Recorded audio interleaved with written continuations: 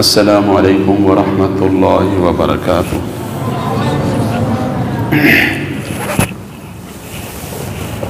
الحمد للہ وکفی والصلاة والسلام علی من لا نبی بعدہ، اما بعد، قال اللہ تبارک وتعالی فی کلامہ المجید والفرقان الحمید، اعوذ باللہ من الشیطان الرجیم، بسم اللہ الرحمن الرحیم، وَنُنَزِّلُ مِنَ الْقُرْآنِ مَا هُوَ شِفَاءٌ وَرَحْمَةٌ لِّلْمُؤْمِنِينَ۔ وقال النبی صلی اللہ علیہ وسلم وقال اللہ تعالی فی مقام آخر، بسم اللہ الرحمن الرحیم، فَإِذَا مَرِضْتُ فَهُوَ يَشْفِينِ۔ وقال النبی صلی اللہ علیہ وسلم ما انزل اللہ داءً الا انزل به دواءً، او کما قال علیہ الصلاۃ والسلام۔ صدق اللہ وصدق رسولہ النبی الکریم، ونحن علی ذلک لمن الشاہدین والشاکرین، والحمد للہ رب العالمین۔ میرے انتہائی واجب الاحترام بزرگوں، نوجوان دوستوں، عزیز بچوں، انسانی زندگی کے بے شمار حالات اور مراحل ہوتے ہیں۔ یہ زندگی دھوپ چھاؤں سے عبارت ہے۔ کبھی دھوپ ہے، کبھی چھاؤں ہے، کبھی سردی ہے، کبھی گرمی ہے، کبھی روشنی ہے، کبھی اندھیرا ہے۔ انہی حالات میں سے ایک حالت بیماری کی بھی ہوتی، مرض کی بھی حالت ہے۔ اور یہ جو بیماری اور مرض ہے، یہ ایک انسانی زندگی کا حصہ ہے۔ اس کے بارے میں پیارے آقا صلی اللہ علیہ وسلم نے بے شمار احادیث مبارکہ میں بیماری کے بارے میں بتایا کہ بیماری ہے کیا، اس سے مومن کو ملتا کیا ہے، اس کا حل کیا ہے۔ حضور رحمت صلی اللہ علیہ وسلم نے ارشاد فرمایا کہ آدمی جب ایمان والا بیمار ہوتا ہے تو اللہ رب العزت اس بیماری کے دوران اس کو درجات کی بلندی نصیب فرماتے۔ یعنی کسی ایک مرحلے پر ایک مسلمان ہے، اللہ رب العزت کی بارگاہ میں اس کا اونچا درجہ لکھا ہوا ہے۔ وہ اپنے اعمال کی وجہ سے، وہ اپنے تقوی کی وجہ سے، وہ اپنے شب و روز کی وجہ سے اس رتبے اور اس مقام تک نہیں پہنچ پاتا۔ تو اللہ رب العزت کی طرف سے اس کے لیے حالات آتے ہیں، دکھ آتا ہے، پریشانی آتی ہے، بیماری آتی ہے، اور اس کے نتیجے میں اللہ رب العزت اس ایمان والے کا درجہ بلند کر کے اس درجے تک پہنچا دیتے ہیں جس درجے تک اللہ رب العزت اپنی رحمت سے اس ایمان والے کو پہنچانا چاہتے ہیں۔ تب کتنی بڑی بات ہے کہ دیکھیں، دنیا میں کوئی آدمی کسی کی پروموشن کرنا چاہے اور اس پروموشن کے لیے وقتی طور پر اس سے کوئی آزمائش آ جائے، اس کو جانچنا پرکھنا چاہے، لیکن نتیجے کے طور پر اس کی پروموشن ہو جائے تو کتنی خوشی کی بات ہوتی ہے۔ تو اللہ رب العزت کی بارگاہ میں ایک ایمان والے کی ایمانی، روحانی اور اجر و ثواب کے اعتبار سے جو پروموشن ہے، اس کی بنیاد جو بیماری بنے، آپ اندازہ کریں کہ وہ کتنی بڑی اللہ رب العزت کی رحمت ہے۔ لیکن ظاہر ہے کہ ایمان والے مسلمان انسان وہ کمزور ہیں، تو اپنی عاجزی اور بے بسی کا اللہ کریم کی بارگاہ میں اظہار کرنا اور بار بار کرنا کہ یا اللہ، ہم آپ کی طرف سے آنے والی آزمائشوں کے قابل نہیں ہیں، آپ ہمارے ساتھ بلا وجہ درگزر کے ساتھ اپنی رحمت اور اپنے کرم کے ساتھ ہمارے ساتھ درگزر والا معاملہ فرما دیں، اور آپ نے اپنی رحمت سے ہمارا جو درجہ لکھا ہے وہ اپنے کرم سے ہمیں عنایت فرما دیں۔ تو ہم نے اپنے اللہ سے عافیت مانگنی، اپنے اللہ سے دعا مانگنی، اپنے اللہ رب العزت سے یہ مانگنا ہے کہ اللہ رب العزت اپنی رحمت سے مجھے اور آپ کو بیماریوں سے اور پریشانیوں سے محفوظ فرمائے۔ اور دوسری جگہ فرمایا کہ جب ایک آدمی بیمار ہوتا ہے، اس کو بخار ہوتا ہے، تو اس کے گناہ جھڑتے ہیں، جیسے خزاں میں پتے جھڑتے ہیں، ایسے بیماری کے دوران بیمار آدمی کے گناہ جھڑتے ہیں۔ تب انسان کی دونوں ہی بڑی ضرورتیں ہیں، ایک یہ ہے کہ اللہ رب العزت اس کے درجات بلند فرما دیں، اور دوسری ضرورت یہ ہے کہ اللہ تعالیٰ اس کے گناہوں کا کفارہ فرما دیں، گناہوں سے اسے پاک فرما دیں۔ تو اللہ رب العزت نے بیماری کو گناہوں کا کفارہ بھی فرما دیا اور بیماری کو ہی درجات کی بلندی کا ذریعہ بھی بتا دیا۔ اور پیارے آقا صلی اللہ علیہ وسلم نے ارشاد فرمایا لا باس طہورن انشاءاللہ، یعنی جب عیادت کے لیے تشریف لے جاتے تو کیا ارشاد فرماتے لا باس، کوئی حرج نہیں ہے، پریشان ہونے کی بات نہیں ہے، فکر مند ہونے کی بات نہیں ہے، طہورن انشاءاللہ کیا مطلب ہے کہ یہ جو بیماری ہے یہ پاکیزگی کا ذریعہ بنے گی، یہ صفائی کا ذریعہ بنے گی۔ کس چیز کی صفائی؟ گناہوں کا جو میل کچیل ہے اس میل کچیل کے دھلنے کا اللہ رب العزت اس کو ذریعہ بنا دیں گے۔ کس چیز کی صفائی؟ انسان کے اندر جو کمی کوتاہیاں ہیں، انسان جب بیمار ہے تو وہ سوچتا ہے، اپنے بارے میں جائزہ لیتا ہے۔ جیسے آپ حضرات نے دیکھا ہوگا کہ بہت سارے لوگ عام حالات میں چلتے پھرتے صحت مند ہوتے ہیں تو ان کی وجہ سے اللہ کی مخلوق کو تکلیف پہنچتی ہے، ان کی طرف سے ظلم و زیادتی ہوتی ہے، ان کی طرف سے لوگوں کے ساتھ غلط رویہ ہوتا ہے۔ لیکن جب ذرا چارپائی پر آئے، بستر پر آئے اور وہاں سوچنے کا موقع ملا کہ بھائی میں تو بڑا عاجز اور کمزور آدمی ہوں، تو اللہ رب العزت احساس نصیب فرما دیتے ہیں اور ان لوگوں کے شر سے اللہ رب العزت دوسرے لوگوں کو محفوظ فرما دیتے ہیں۔ تو یہ بھی پاکیزگی اور طہور ہے کہ اللہ رب العزت بری عادات کو بیماری کے ذریعے سے دور فرما دیتے ہیں۔ اور تیسری بات یہ کہ لا باس طہورن انشاءاللہ کہ پریشان ہونے کی بات نہیں ہے، یہ بیماری وقتی اور عارضی ہے، اللہ رب العزت اس بیماری سے آپ کو پاک فرما دیں گے۔ تو ایمان والے کی تو ہر چیز ہی خیر، ایمان والے کی تو خوشی بھی خیر، ایمان والے کی تو غمی بھی خیر، ایمان والے کی صحت بھی خیر، ایمان والے کی بیماری بھی خیر، کہ اللہ رب العزت کی طرف سے اس کے لیے ہر معاملے میں راحت بھی ہے، اجر و ثواب بھی ہے، گناہوں کا کفارہ بھی ہے۔ تو حضور رحمت صلی اللہ علیہ وسلم نے مجھے اور آپ کو یہ تربیت دی اور عام حالات میں اس بات کی تلقین فرمائی کہ اللہ رب العزت نے جو نعمتیں دی ہوئی ہیں ان نعمتوں کی قدر دانی کریں۔ فرمایا دو نعمتیں ایسی ہیں کہ لوگ ان کے بارے میں بڑے غفلت میں پڑے ہوئے، بڑی ناقدری میں پڑے ہوئے، ان کا احساس نہیں کرتے۔ وہ دو نعمتیں ہیں الصحت والفراغ، ایک اللہ رب العزت کی طرف سے دی ہوئی نعمت صحت کی نعمت ہے اور دوسری اللہ رب العزت کی طرف سے فراغت اور فرصت کی نعمت ہے۔ یہ دونوں نعمتیں ایسی ہیں کہ انسان کے لیے اللہ رب العزت کا بہت بڑا کرم ہے، لیکن انسان اتنے ان دونوں کے معاملے میں غافل ہوتا ہے، نہ وہ صحت کی اس طرح قدردانی کرتا ہے اور نہ فراغت اور فرصت کی انسان اس طرح قدردانی کرتا ہے۔ تو ان دونوں چیزوں کی خوب قدر کرنی چاہیے۔ فرمایا کہ اغتنم خمسا قبل خمس، پانچ چیزوں کو پانچ چیزوں سے پہلے غنیمت سمجھو۔ شبابہ کا قبل حرمک، جوانی اللہ رب العزت نے دی ہے، ہمت اللہ نے دی ہے، صحت اللہ نے دی ہے، تو اس جوانی والی صحت، اس جوانی والی حالت کی اللہ رب العزت کی بارگاہ میں قدر کریں اور اس جوانی کو اللہ کی بارگاہ میں نیکی اور تقوی کا ذریعہ بنا دیں، اور جیسی انبیاء کرام کی، صلحاء کی، صحابہ کرام کی اور اسلاف کی جوانی ہے، اپنی جوانی کو ایسی پاکیزہ بنانے کی کوشش کریں۔ تو پہلی چیز فرمائی کہ اپنی جوانی کو بڑھاپا آنے سے پہلے، اپنی صحت کو بیماری آنے سے پہلے، اپنی فراغت کو، اپنی جو مشغولیت ہے اور بلا وجہ کی چیزیں ہیں اس میں الجھ جانے سے پہلے، اور اسی طرح اپنی مالداری اور اپنے مالی آسودگی والے حالات کو فقر اور تنگ دستی کے آنے سے پہلے اور اپنی زندگی کو موت کے آنے سے پہلے غنیمت سمجھو، ان کی قدر کرو۔ تو یہ اللہ کریم نے اپنی رحمت سے الحمدللہ ثم الحمدللہ یہ ساری نعمتیں یا ان میں سے اکثر نعمت ہم میں سے ہر ایک کو عنایت فرما رکھی ہے۔ بعض راتیں جن کی عمر زیادہ ہو گئی، بوڑھے ہیں، بعض رات ایسے ہیں کہ جو بیمار ہیں، لیکن الحمدللہ ثم الحمدللہ اکثر حضرات کے پاس یہ ساری نعمتیں۔ اچھا پھر اللہ رب العزت اس کی تلافی بھی فرماتے ہیں۔ ایک آدمی کی عمر زیادہ ہو گئی تو ادھر سے اللہ رب العزت فرصت والا معاملہ عنایت فرما دیتے ہیں کہ بچے بڑے ہو گئے، وہ گھر کی ذمہ داریاں سنبھال لیتے ہیں، باقی معاملات اللہ رب العزت اس کا بندوبست کر دیتے ہیں، یا ملازمت تھی اور اس سے ریٹائرمنٹ ہو گئی اور اب اللہ رب العزت نے گھر بیٹھے ہوئے آسودگی کا انتظام فرما دیا، تو ایک نعمت وہ ڈھل گئی، اللہ رب العزت دوسری نعمت کو اپنی رحمت سے اور فراوان فرما دیتے۔ تو فرمایا ان پانچ چیزوں کی قدر کر، جوانی کی، صحت کی، فرصت کی، مالداری اور مالی آسودگی اور فراخی کی، اور زندگی کی موت کے آنے سے پہلے اصل تو زندگی ہے اور اللہ رب العزت کی طرف سے ملنے والی فرصت ہے۔ تو جب آدمی قدر کرتا ہے تو پھر اللہ رب العزت کی رحمتوں کا وہ مستحق بن جاتا ہے، پھر اللہ رب العزت کی عنایات کا وہ مستحق بن جاتا ہے، پھر اس کے اندر شکر کرنے کے جذبات پیدا ہوتے ہیں۔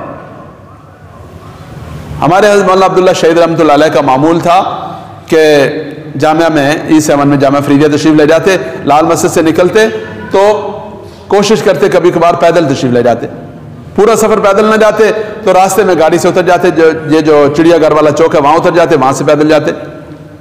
یا پھر یہ کرتے کہ جب گاڑی والے ان کو کہتے کہ بھائی آپ لوگ پولی کلینک کے گیٹ سے آ کر مجھے لے لینا، اور صبح صبح پولی کلینک تشریف لے جاتے، یا واپس آتے پولی کلینک تشریف لے جاتے، اور بغیر کسی تعارف اور تعلق کے اسپتال میں موجود لوگوں کی عیادت کرتے تھے، ان سے مزاج پرسی کرتے، ان کی خبر گیری کرتے، ان سے ملتے. اور یہ جو بغیر کسی غرض کے، بغیر کسی تعارف کے، بغیر کسی ادلے بدلے کے کسی ایمان والے کی کوئی نصرت کرنا اور دلجوئی کرنا، یہ بہت بڑا عمل ہے. ہاں رشتہ داری کی وجہ سے، تعلق داری کی وجہ سے اور تعارف کی وجہ سے کرنا، اس کی بھی نفی نہیں کر رہا، یہ بھی بہت بڑا عمل ہے، یہ بھی مسلمان کا مسلمان پر حق ہے. اور خاص طور پر آج کے دور میں تو اگر کوئی آدمی تعلق داری، رشتہ داری کی وجہ سے، غرض کی وجہ سے صحیح کسی کی مزاج پرسی اور صحت طبیعت کا خیال رکھتا ہے تو یہ بھی بہت بڑی بات ہے. اللہ تعالیٰ سب کو توفیق نصیب فرمائے. لیکن سب سے اعلیٰ درجہ عرض کر رہا ہوں کہ کسی سے غرض ہی نہیں ہے، مفاد ہی نہیں ہے، رشتہ داری ہی نہیں ہے، تعلق ہی نہیں ہے، محض اللہ رب العزت کی رضا کے لیے، محض ایمان کے رشتے کی وجہ سے اس کے بعد اسپتال میں چلے جانا اور اس کی دلجوئی کر لینا، اس کے لیے دو تسلی کے بول بول دینا، کتنی بڑی بڑا عمل ہے اور کتنی بڑی اللہ رب العزت کی رحمت ہے. لیکن جو بات اس وقت عرض کرنا چاہ رہا ہوں وہ یہ ہے کہ ہم سب کو اس کا اہتمام کرنا چاہیے کہ ہسپتالوں میں جا کر اور مریضوں کے پاس جا کر دیکھیں کہ بیماری میں مبتلا لوگوں کی زندگی کتنی مشکل ہے. اور اب تو بیماریاں اتنی عام ہو گئی ہیں کہ ہر گھر میں تقریباً بیماری ہے. اللہ رب العزت سب کے ساتھ عافیت والا معاملہ فرمائے. تو یہ جو بیماری ہے، اس بیماری کو دیکھ کر اپنی صحت کی قدر اللہ رب العزت کی بارگاہ میں شکر ادا کرنے کا اہتمام. ایمان کے بعد اللہ رب العزت کی جو سب سے بڑی نعمت ہے وہ صحت کی نعمت. صحت ہے تو غربت میں بھی کام چل جاتا ہے، صحت ہے تو ہر طرح کے حالات میں انسان گزارا کر لیتا ہے، لیکن صحت نہیں ہے تو انسان بالکل بے بس ہو جاتا ہے. تو اسی اللہ رب العزت کی اس نعمت کی قدر کرنی اور اس کے بارے میں اللہ رب العزت کی بارگاہ میں خوب دعاؤں کا اہتمام کرنا. پیارے آقا کریم صلی اللہ علیہ وسلم بار بار دعا سکھاتے تھے، خود بھی کرتے تھے اور صحابہ کرام رضوان اللہ تعالی علیہم اجمعین کو بھی سکھاتے تھے کہ اللہ رب العزت سے عافیت مانگا کریں. عافیت کیا ہے؟ ہر قسم کی بیماری سے، پریشانی سے، برائی سے اور ہر قسم کی ناگوار صورتحال سے بچنے کا نام عافیت. سیدنا عباس رضی اللہ تعالیٰ عنہ نے رسول اللہ صلی اللہ علیہ وسلم سے مشورہ مانگا، آپ صلی اللہ علیہ وسلم سے رہنمائی چاہیے کہ مجھے اللہ سے رب العزت سے کیا مانگنا چاہیے. فرمایا اللہ رب العزت سے دنیا اور آخرت کی عافیت مانگنی چاہیے. کافی عرصہ گزرا، دوبارہ انہوں نے پوچھا، فرمایا عباس ہے میرے چچا، اللہ رب العزت سے دنیا اور آخرت کی عافیت مانگا کریں. اور حضور رحمت صلی اللہ علیہ وسلم بار بار دعا فرماتے تھے، اللہم انا نعوذ بک من زوال نعمتک وتحول عافیتک. اے اللہ میں نعمتوں کے زائل ہو جانے سے اور عافیت کی کیفیت کے لٹ جانے سے اور اس کے بدل جانے سے آپ کی پناہ چاہتا ہوں. اللہم انی اسألک دوام العافیہ، اللہم انی اسألک تمام العافیہ. دعا مانگتے تھے یا اللہ سدا بہار عافیت رہے. اللہم انا نسألک تمام العافیہ، اے اللہ ہم آپ سے عافیت کی تکمیل چاہتے ہیں. اس سے کہ ذرا سی بھی کوئی دکھ بیماری ہے تو وہ بھی آدمی کے لیے پریشانی کا باعث بنتی ہے. اس لیے خوب اللہ کریم سے عافیت مانگنی چاہیے. اللہ رب العزت ہر قسم کی بیماریوں سے، ہر قسم کی پریشانیوں سے اپنی رحمت سے محفوظ فرما دیں. اور اگر خدا نخواستہ کوئی بیماری یا پریشانی آ جائے تو پھر اس کا طریقہ کیا ہے؟ اس کا طریقہ یہ ہے کہ سب سے پہلے اللہ رب العزت کی بارگاہ میں حاضر ہو کر 2 رکعت نماز صلاۃ حاجت پڑھیں. ہم لوگ سارے آج یہ سمجھنا شروع ہو گئے کہ جی بیماری کا علاج تو اسپتال اور ڈاکٹر ہے. ہم لوگ یہ سمجھنا شروع ہو گئے کہ جی ہمارے جیب میں تو پیسے ہیں، یا ہماری کمپنی یا ادارے یا جہاں ہم ملازمت کرتے ہیں ان کی طرف سے ہمیں یہ سہولت حاصل ہے کہ ہم ہر طرح کے اسپتال میں علاج کروا سکتے ہیں، تو اس کا مطلب ہے کہ بس ہم علاج کروا سکتے ہیں. تو بھائی یاد رکھیں کہ یہ علاج کروانا ایک سبب ہے، ایک سنت ہے، ایک عمل ہے، لیکن علاج اور شفا یہ اللہ رب العزت کے ہاتھ میں. جتنا مرضی آدمی کے پاس پیسہ ہو، جتنے مرضی بڑے سے بڑے اسپتال سے آدمی علاج کروائے اور جتنا مرضی اس کے پاس جب وہ یہ سہولت میسر ہو، جب تک اللہ رب العزت کا امر نہیں ہوگا اس کا ٹھیک ہونا ممکن نہیں ہے. تو علاج بھی کروائیں تو سب سے پہلا کام یہ کریں کہ 2 رکعت نماز صلاۃ الحاجت پڑھیں اور اللہ رب العزت سے مانگیں کہ یا اللہ میری یہ بیماری اپنی رحمت سے دور فرما دے۔ اور دوسری بات ایک جو میں اب تاکیداً سب ساتھیوں سے عرض کرتا ہوں کہ صرف صلاۃ حاجت نہیں، صلاۃ استخارہ بھی پڑھیں کہ بھائی علاج کہاں سے کروائیں۔ یہ بھی ایک بڑا مسئلہ ہو گیا کہ آج کے دور میں اللہ رب العزت یہ ہمارے اسپتالوں اور یہ اس شعبے کے حضرات کو اپنی رحمت سے ہدایت نصیب فرما دیں کہ ان میں بہت اچھے لوگ بھی ہیں، لیکن بعض ایسے لوگ بھی ہیں کہ جو یعنی جن کے لیے اگر میں تھوڑا سا غیر پارلیمانی لفظ ہے لیکن ہے یہ ڈاکو کا لفظ بولوں تو یہ بھی ان کے لیے یعنی کم ہوگا۔ ایسے لوگ بھی اس شعبے کے اس یعنی لبادے کے اندر بیٹھے ہوئے، اور کتنے واقعات کہ جس میں محض اپنی غرض کے لیے، محض اپنا بل بنانے کے لیے، محض اپنے مفادات کے لیے لوگوں کا کے ساتھ جو ہے وہ غلط فیصلہ کیا گیا اور اس کی باقاعدہ یعنی اطلاعات اور کارگزاریاں سامنے آئیں۔ اچھا بعض اوقات چلے جی دانستہ نے یہ نہیں کیا، لیکن نہ دانستہ ہے ایسے ڈاکٹر کے ہتھے بندہ چڑھ گیا کہ جس کو پتہ ہی نہیں، جو علاج کی اس کی تشخیص ہی نہیں کر پایا، یا ایسی جگہ آدمی چلا گیا کہ جہاں علاج کا صحیح طرح سے بندوبست ہی نہیں ہوا۔ تو اس لیے بھائی جب کبھی بھی علاج کا فیصلہ کریں تو استخارہ کے نفل پڑھ کے اللہ رب العزت سے خیر مانگ کر جائیں کہ یا اللہ میرا یہ مسئلہ ہے اور میں کسی اسپتال جانا چاہتا ہوں، آپ اپنی رحمت سے میری اس اسپتال اور اس ڈاکٹر کی طرف رہنمائی فرما دیں جہاں آپ نے میرے لیے خیر لکھی ہے، میرے لیے شفا لکھی ہے۔ تو یہ حاجت کے 2 نفل اور استخارہ کے 2 نفل پڑھنے کے بغیر ہرگز علاج کے لیے نہ جائے، یہ سب سے پہلا کام ہے۔ اور دوسرا کام ہے اللہ کے حبیب صلی اللہ علیہ وسلم نے ارشاد فرمایا کہ اپنے مریضوں کا علاج صدقے کے ذریعے سے کرو۔ ہمارے ہاں لوگ یہ سمجھتے ہیں کہ صدقہ صرف اور صرف بکرا ذبح کرنے کا نام ہے۔ بہت اچھی بات ہے، ضرور کرنا چاہیے، بکرا ذبح کرنا بھی بہت اچھا عمل ہے، اس کا انکار نہیں ہے، لیکن بھائی جتنی توفیق ہے، کسی آدمی کو بکرے کی توفیق نہیں ہے، وہ 100 روپیہ صدقہ کر سکتا ہے، وہ 1000 صدقہ کر سکتا ہے، وہ 1,00,000 صدقہ کر سکتا ہے، اسے صدقہ دینا چاہیے اور اس نیت کے ساتھ صدقہ دینا چاہیے کہ یا اللہ آپ کے حبیب صلی اللہ علیہ وسلم نے بیماروں کے علاج کے لیے صدقہ دینے کا حکم دیا اور یہ میں صدقہ دے رہا ہوں۔ تو جب یہ صدقہ دے دے گا اللہ رب العزت اسپتالوں کے بہت سارے خرچوں سے اپنی رحمت سے محفوظ فرما دیں گے۔ یعنی تجربے کی بات ہے، بے شمار لوگوں کو دیکھا، اور خاص طور پر اس کا اہتمام ہو۔ ہمارے ایک ساتھی ہیں، وہ یعنی بڑے صاحب علم ہیں، استاد حدیث ہیں، دوست بھی ہیں ہمارے اور سینئر بھی ہم سے، تو وہ اکثر اوقات فرماتے ہوتے ہیں کہ بھائی صدقہ دیتے ہوئے بھاری صدقہ دینا چاہیے۔ میں ان سے پوچھتا ہوں بھائی بھاری صدقے سے کیا مراد؟ کہنے لگے جو بھاری صدقہ آدمی کی طبیعت پر ذرا بوجھ لگ کے یعنی مشکل سے جس کو دینا پڑے وہ بھاری صدقہ ہوتا ہے۔ ایک 100 200 1000 دے دینا، یا جس آدمی کو اللہ نے زیادہ گنجائش دی ہے اس کے لیے 1000 2000 دینا بھی بھاری نہیں ہوتا، لیکن اگر آدمی تھوڑا سا 5000 10,000 1,00,000 جس کی جیسی گنجائش ہے، تھوڑا سا بھاری صدقہ جو اپنی طبیعت اور دل پر اور جیب پر بھاری محسوس ہو وہ دے گا، اللہ رب العزت اپنی رحمت سے اس کے لیے آسانیاں پیدا فرما دیں گے۔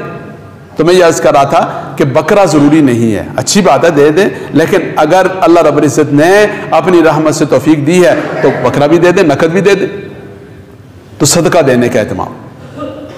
اور تیسرے نمبر پر جو مسنون دعائیں ہیں، قرآنی اعمال ہیں، ان قرآنی اعمال کا اہتمام کریں۔ میں نے آپ حضرات کے سامنے آیت مبارکہ پڑھی وَنُنَزِّلُ مِنَ الْقُرْآنِ مَا هُوَ شِفَاءٌ وَرَحْمَةٌ لِّلْمُؤْمِنِينَ کہ ہم نے قرآن کریم کو شفا بنایا، تو قرآن کریم کے ذریعے سے دم کا اور دعا کا اور جو مسنون اعمال ہیں، جو وظائف ہیں، ان کا اہتمام ہو، اللہ رب العزت سے مانگنے کا اہتمام ہو۔ اور اس کے بعد جب آدمی علاج کروائے تو علاج ضرور کروائے۔ بعض لوگوں کا یہ بھی ہے کہ وہ علاج نہیں کرواتے، کہتے ہیں جی نہیں بس ایسے ہی ٹھیک ہو جاؤں گا۔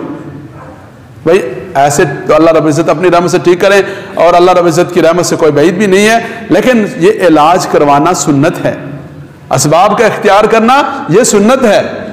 ترک اسباب کا نام توکل نہیں ہے، یہ تعطل ہے۔ توکل کس کا نام ہے؟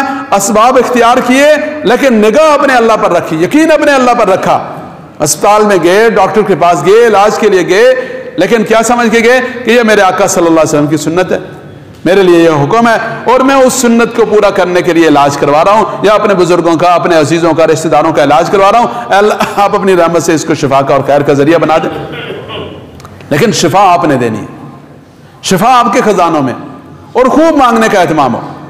خاص طور پر جب آدمی بیمار ہوتا ہے یا کسی پریشانی میں ہوتا ہے تو پھر اس کا دل اس وقت زیادہ نرم ہوتا ہے، تو بھائی اس زیادہ نرم دل میں زیادہ سے زیادہ اللہ رب العزت سے مانگنے کا اہتمام ہو۔ اور ایک حدیث مبارکہ میں پیارے آقا کریم صلی اللہ علیہ وسلم نے ارشاد فرمایا، جو آدمی یہ چاہتا ہے کہ بیماری کے دنوں میں، مشکلات کے دنوں میں، تنگ دستی کے دنوں میں، حالات کے دنوں میں اللہ رب العزت اس کی دعاؤں کو قبول فرمائے، تو اسے چاہیے کہ آسودگی اور صحت کے دنوں میں، عافیت کے دنوں میں خوب اللہ رب العزت سے دعائیں مانگے۔